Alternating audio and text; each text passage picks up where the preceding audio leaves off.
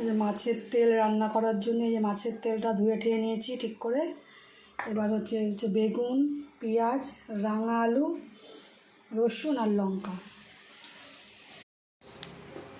তেলটা গরম হয়ে গেছে, দিয়ে দেবো রসুন, পেঁয়াজ, বেগুন, লঙ্কা, রাঙা আলু, এগুলো সব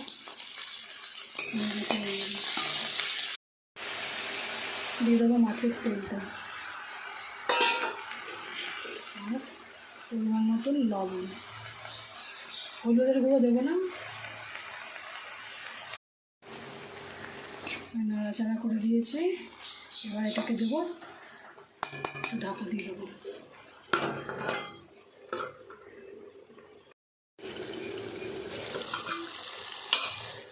তেলটা হয়ে গেছে,